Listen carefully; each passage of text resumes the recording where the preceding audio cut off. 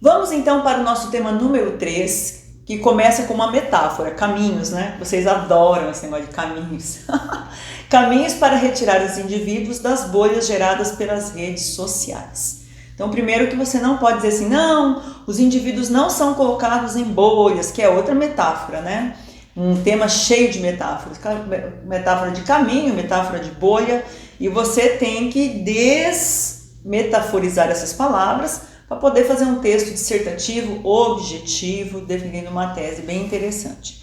Então, nós vamos partir para a análise então, dos recortes, né, e do próprio tema, para entendermos muito bem sobre o que nós vamos ter que falar nessa redação.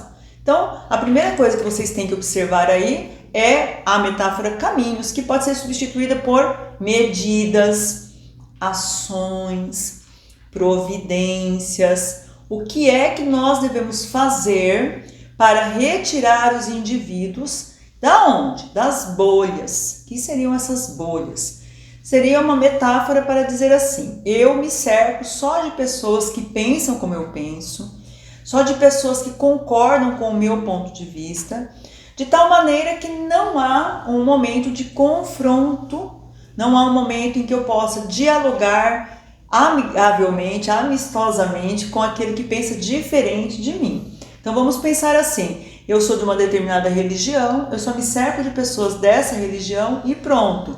Não há aquele momento em que eu me confronto com a ideia de outra pessoa, em que nós podemos entender que cada um pensa de uma forma diferente e nós fazemos parte de um mesmo contexto, tudo bem? Isso que é a metáfora para bolhas, ou seja, seria aqueles locais, sejam eles redes sociais ou lugares físicos, em que você não tem acesso a um outro tipo de pensamento que não o seu próprio, ou aquele que lhe foi, inclusive, imposto, tudo bem? E o terceiro elemento é esse daí, geradas pelas redes sociais. Então, nós não estamos falando de um âmbito apenas físico, mas nós estamos falando daqueles momentos em que você é colocado dentro da internet, dentro dos aplicativos, desses ambientes virtuais e que você é impulsionado, seja por algoritmos, seja pelo que for, a participar apenas, a ter acesso apenas a um tipo de pensamento. Algo muito importante para vocês é entender o seguinte, quem elaborou o tema de redação quer alguma coisa de você. Então, quando a pessoa coloca aí caminhos, medidas, formas, maneiras para retirar os indivíduos das bolhas geradas pelas redes sociais, o que ele quer de você? Ele quer aquilo que está colocado aí no nosso material, que você aponte quais são os recursos, quais são as estratégias, os mecanismos, e aí pensa já na sua proposta interventiva, tá bom? Para fazer com que as pessoas sejam mais tolerantes, aceitem que os outros pensem de forma diferente, busquem as razões pelas quais alguém pensa de uma forma totalmente diferente da sua, certo? Que isso, inclusive, faz com que haja menos conflitos, faz com que haja menos confrontos, faz com que haja mais respeito à ideia, ao pensamento do outro. Quando você está acostumado a lidar com alguém que pensa diferente de você, você começa a traçar estratégias para ser realmente mais aceitável nas suas colocações, faz com que a pessoa também modele, realmente busque ali um vocabulário, palavras que façam com que as ideias dela sejam expressas sem que haja agressividade. Agora, quando você faz parte de uma bolha, de vez em quando a gente ouve, né, palavras super agressivas para rebater um pensamento que é diferente daquele que a pessoa tem. Ou seja, é alguém que está tão acostumado às bolhas que ela não busca caminhos, aí que está o tema, para ser mais tolerante, para poder ouvir e ser ouvido. Quando se fala também em retirar os indivíduos, pressupõe-se que eles estão nessas bolhas, ou seja, nesses grupos fechados, em que o pensamento deles é o único que ecoa.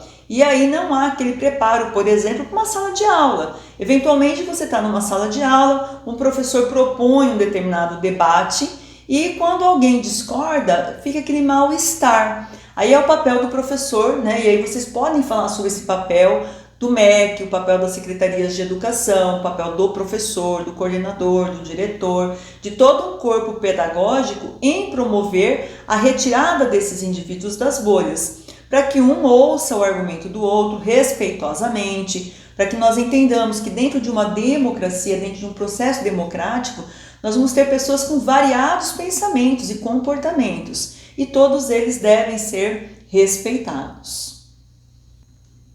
Agora, uma ideia que não pode ser colocada de lado de forma alguma, senão seu texto vai estar incompleto e você vai perder nota na competência 2. É essa questão das redes sociais. Notem que não é uma bolha gerada pelos meios de comunicação, televisão, rádio, jornal. Não é uma bolha social gerada pela escola. É uma bolha social gerada pelas redes sociais. Ali naquele campo que nem sempre a justiça consegue colocar a mão, naquele campo que nem sempre a pessoa consegue fazer uma prova de que o outro foi ofensivo, foi agressivo, pregou violência contra pessoas que pensam e agem de forma diferente dele próprio.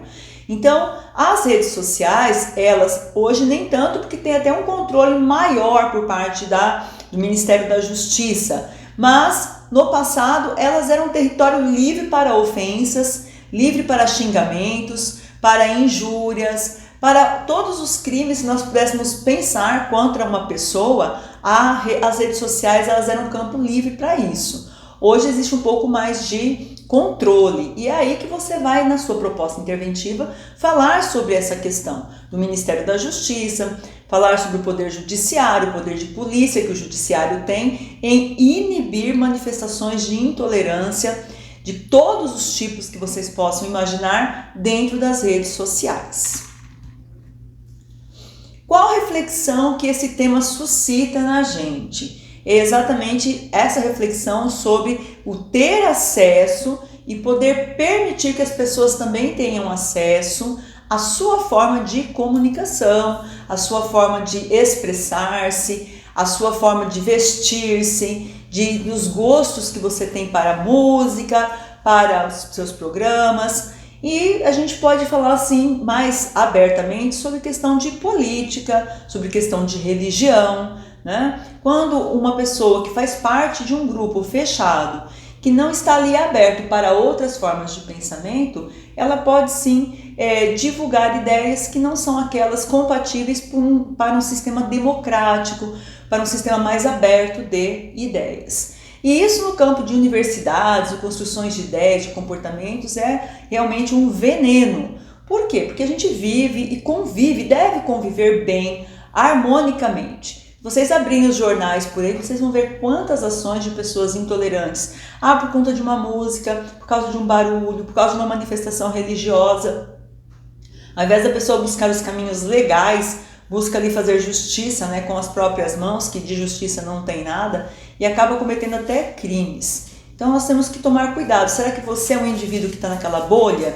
Será que o dia que a tua professora de redação coloca para você um determinado tema, você é aquele que vai rechaçá-la, que vai brigar, vai agredi-la verbalmente? Ou você levanta a mão e fala, mas professora, olha, vamos pensar por outro lado. Você é educado para colocar as suas ideias, aceitar que o outro pense diferente? Essa que é a pergunta que eu quero deixar para vocês, e esse tema vem suscitar exatamente esse debate. Então, qual é o problema? Qual é a problematização voltada para essa temática? Muitas vezes é aquilo que a gente chama de algoritmo, né? As redes sociais, os programas de computador, eles nos conduzem para essas bolhas. Então, às vezes, basta você falar uma palavra, fazer referência a um filme, fazer referência a um programa, assistir a um filme numa plataforma de streaming. A hora que você vai lá para o Facebook ou para o Instagram, tá lá os personagens, trechos daquele filme, ou seja, eles buscam, são programações dentro das plataformas que buscam atender aos seus gostos. Eu sei que essa pessoa gosta de filmes românticos, tudo que vai aparecer ali é voltado para filmes românticos, para os atores, vai mostrar o perfil desses atores. Eu gosto de filme de matação, o cara mata 80 ali em 2 horas, ótimo. Tudo que vai aparecer para você é nesse sentido. Vai ser o Instagram desse ator, do filme. Eu, por exemplo, sou perseguida pelo Orgulho e Preconceito, porque eu gosto bastante da obra, já li a obra, já assisti o filme. E aí basta que você curta um desses perfis que aí começa a aparecer tudo sobre os atores, erros de gravação, produtos relacionados ao filme, né? Então, o algoritmo faz isso, ele te coloca junto àquele grupo que também vai gostar daquela determinada obra. Tudo bem. E aí eu acabo não tendo contato com outros filmes, com outras peças artísticas e me fecho. Eu gosto de sertanejo universitário. Eu não, vocês gostam de sertanejo universitário. Ele coloca todos os cantores ali possíveis de sertanejo para você. Aponta os shows, letra de música, fotos, o perfil desses cantores. E você acaba não tendo contato com outros artistas. Isso te coloca numa determinada bolha. Eu sou católica. Vai aparecer tudo quanto é gama de padres, de shows, de palestras, de filmes católicos para mim. Eu nunca vou ter contato com outro. Não é que eu quero mudar de ideia ou eu vou mudar de ideia. Não se trata disso. Mas se trata de você, que faz parte de um todo, de um grupo maior, saber pelo menos que existem outras tendências, outras ideias, outras ideologias. Que isso daí também ajuda a compor a nossa própria forma de pensamento, de estar no mundo.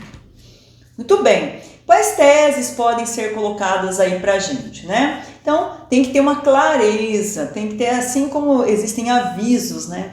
Em relação em maço de cigarro, olha, o consumo desse produto pode gerar tal doença. Eu tenho que saber que eu estou sendo conduzido. E isso daí é muito simples. O algoritmo é uma programação e qualquer outra forma de programação, quer dizer, olha, é um site sugerido para você, com base nesse gosto. Olha, você assistiu a esse filme, agora vamos sugerir para você esses perfis. Isso muitas vezes não está ali colocado como um aviso, simplesmente acontece. Como bloquear isso, você sabe? Eu não sei. Educar a população também para evitar essa indução para determinadas ideias, tá bem? E como repertório, vamos lembrar da fábula do porco-espinho, que foi inventada, é uma fábula inventada por Schopenhauer, que ele fala o seguinte, olha, o porco-espinho é um animal que no inverno ele procura ficar ali em grupos para conseguir o calor necessário para a sua sobrevivência.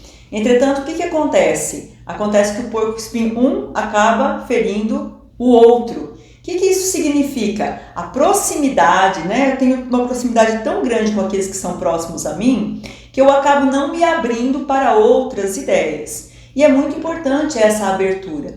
Mesmo que seja para você dizer, eu não concordo com aquele outro grupo, mas ao menos assim você tem contato com essas outras ideias. E aí a gente pode lembrar da metamorfose ambulante, né? Quer dizer, olha, eu prefiro ser aquela metamorfose ambulante do que ter ideias ali fechadas, calcadas sobre tudo, né? Sobre o que é amor, sobre o que eu nem sei, o que sou. E aí vocês podem pegar essa música também para trabalhar com essa ideia de uma abertura maior para outras crenças, para outros comportamentos e assim por diante.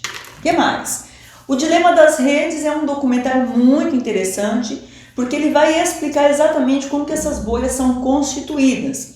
Como que as redes sociais se programam para fechar você naquele grupinho e não deixar você ter acesso a nenhuma outra forma de ideia. Então ele vai colocar isso inclusive como algo assim maquiavélico, né? E aí você pode usar o Maquiavel também como sua forma de repertório. A Lei Geral da Proteção de Dados é uma lei geral criada para proteger direitos fundamentais relacionados à liberdade e privacidade do livre desenvolvimento da personalidade de uma pessoa natural. Ou seja, você nasce num grupo, você nasce numa determinada família que pratica uma certa religião, você tem suas convicções, você tem dados pessoais. Então, quando você está ali fixado em um determinado grupo, você consegue fazer com que o seu seu compartilhamento de dados esteja restrito àquele grupo, esteja restrito a quem você quer que esteja restrito.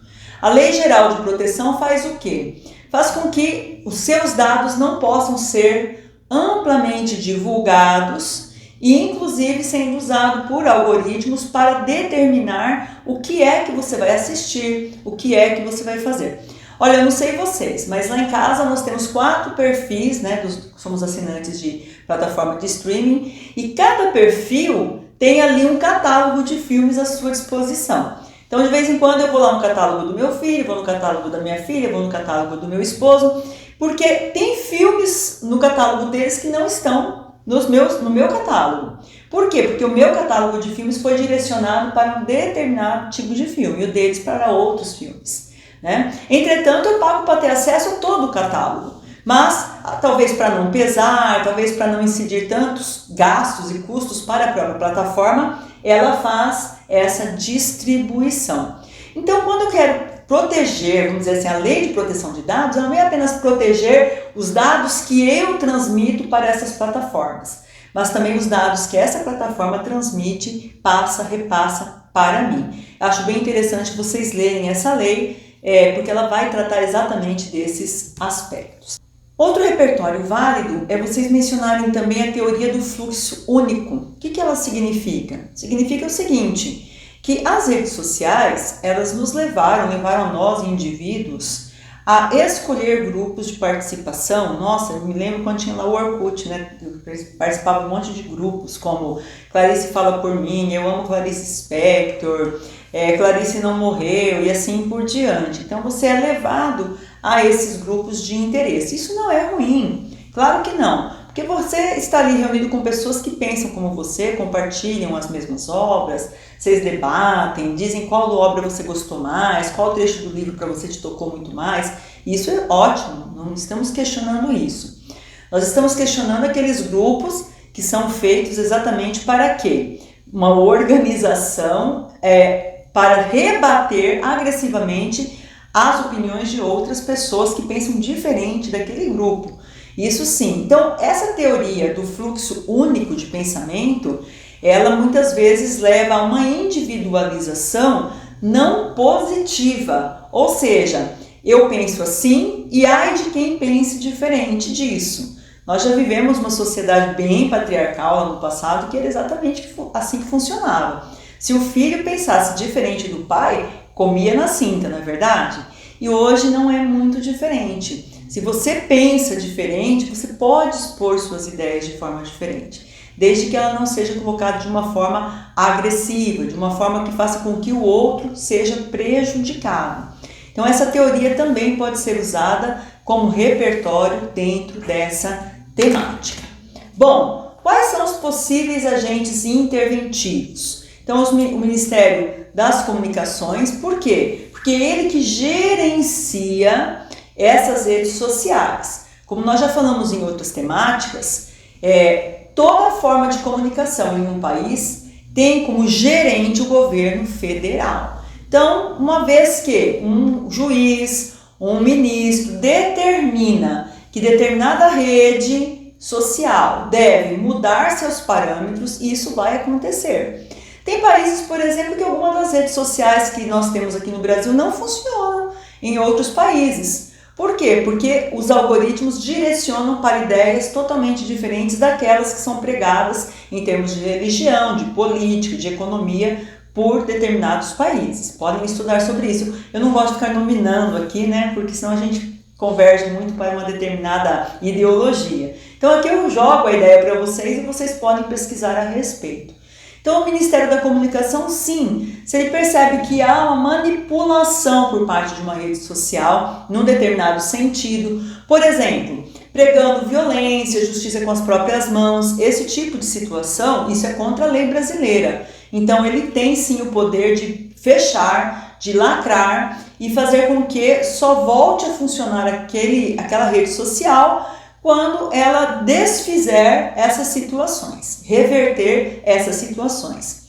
As empresas de tecnologia também, elas podem funcionar como agentes interventivos, no sentido de coibir frases que sejam agressivas, violentas, que façam apologia a determinados crimes que estão previstos no Código Penal brasileiro. Então, elas também são agentes interventivos nesse sentido. Vocês podem ver que tem algumas redes sociais que, se você colocar determinadas palavras relacionadas a sexo, a morte, a assassinato, elas vão ali, elas simplesmente bloqueiam aquela manifestação, aquela opinião, aquela frase, aquele banner, qualquer coisa assim, né, nesse sentido.